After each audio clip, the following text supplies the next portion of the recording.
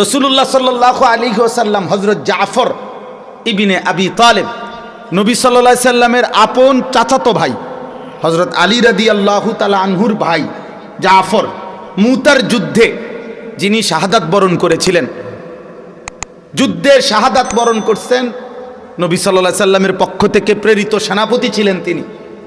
সেই যুদ্ধের ময়দান থেকে খবর আসছে উনি শাহাদাত বরণ করছেন।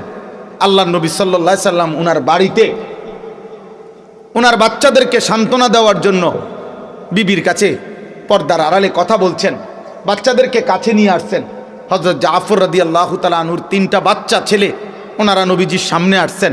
হাদিসে পরিষ্কার আছে, সেই দিন মিয়া যেই দিন ওনার আব্বার ইন্তেকালের খবর আসছে, শাহাদাত বরণ করছে, নবীজি তাদেরকে বুকে জড়ায় ধরছে, আদর করছে, কাঁদছে, চোখের পানি ফেলছে।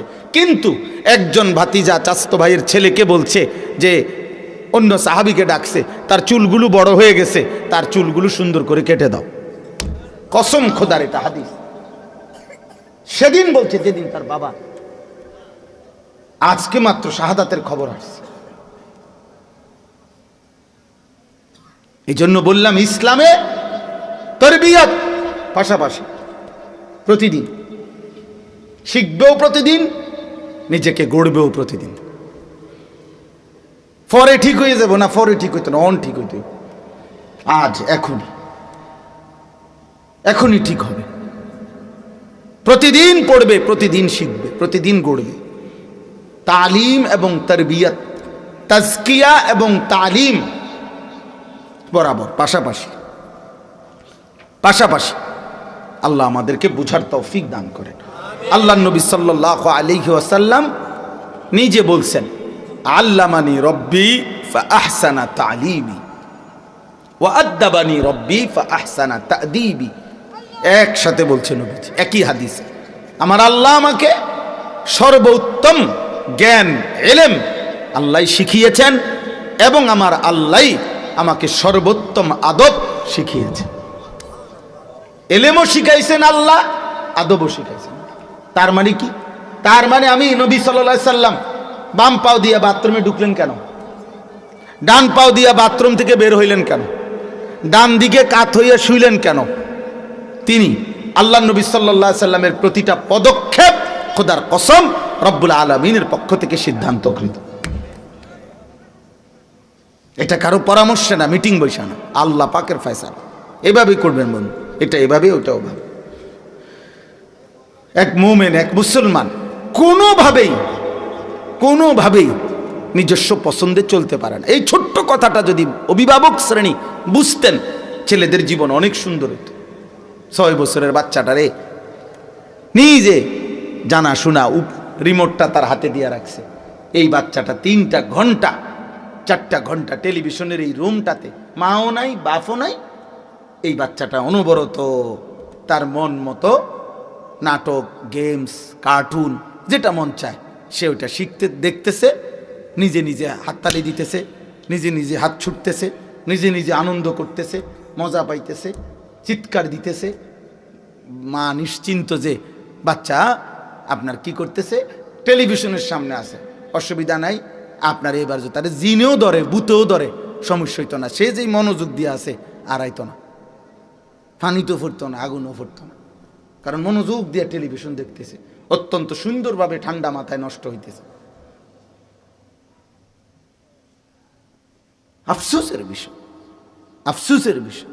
আপনি যদি বলেন না ওইখানেও শেখার অনেক কিছু আছে, তো ওইখানে তো শেখার অনেক কিছু আছে, এখানে তো শেখার পুরা কিছু আছে। ওইখানে তো কিছু, অনেক কিছু তো বাদ, ওখানে তো কিছু ফাঁসা জিনিসও আছে, এটা তো পুরাটা ভালো। আপনি এটা নেন না কেন? আমরা বুঝি না, আমরা সিডা খাই। হ্যাঁ, আপনি বাচ্চাকে শেখাইতে চাচ্ছেন না, নষ্ট করতে চাচ্ছেন, আমরা বুঝি না। আপনি যদি বলেন যে না আমি তাকে সুন্দর কিছু শেখাবো, তো কোরআনুল কারীমের চাইতে সুন্দর কি? রাসূলুল্লাহ সাল্লাল্লাহু আলাইহি ওয়াসাল্লামের সুন্নাতের চাইতে সুন্দর কি? নবী সাল্লাল্লাহু আলাইহি ওয়াসাল্লাম বাচ্চাদের বিষয়ে তার কোনো দিক নির্দেশনা নাই? কথা বলেন না, আছে? একটা বাচ্চা পেশাব করছে নবীজির কোলে, কয় বালতি পানি দিয়া এই জায়গাটা পবিত্র করবে। খোদার কসম নবী এটা পর্যন্ত বলে দিছে। মেয়ে বাচ্চা পেশাব করছে, তো এখন পানি ঢালতে হবে কদ্দুর। পুরুষ বাচ্চা, ছেলে বাচ্চা পেশাব করছে, এখানে পানি ঢালবে কদ্দুর। আল্লাহ নবী সাল্লাল্লাহু আলাইহি সাল্লাম ব্যবধান করছে, বুঝায় দিছে। আপনি কে মনে করছেন রাসূলুল্লাহ সাল্লাল্লাহু আলাইহি ওয়াসাল্লাম কি জিম্মাদারি আদায় করছে?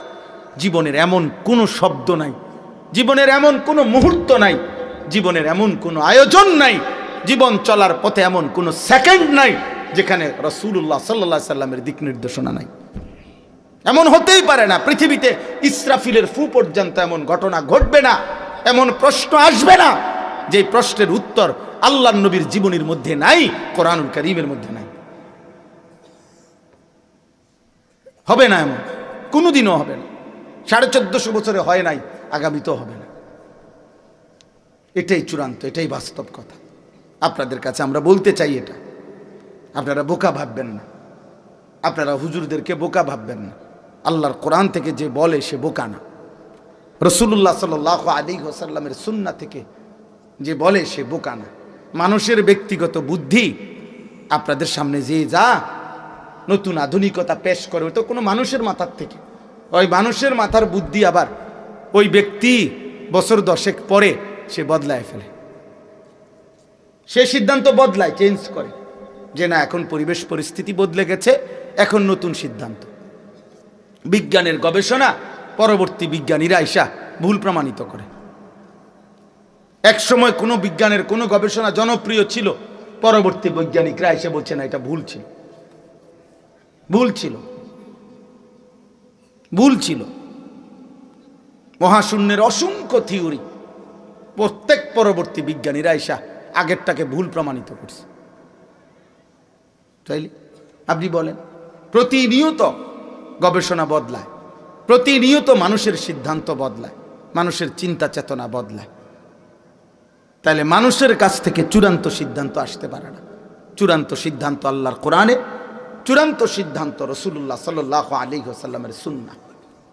সুন্নাহ এমনকি হযরত আব্দুল্লাহ ইবনে মাসউদ রাদিয়াল্লাহু তাআলা আনহুম, নবীজির বিখ্যাত সাহাবী, নবীজির সাথে সবচেয়ে বেশি সাহচর্য প্রাপ্ত সাহাবী যারা, তার মধ্যে তিনি একজন।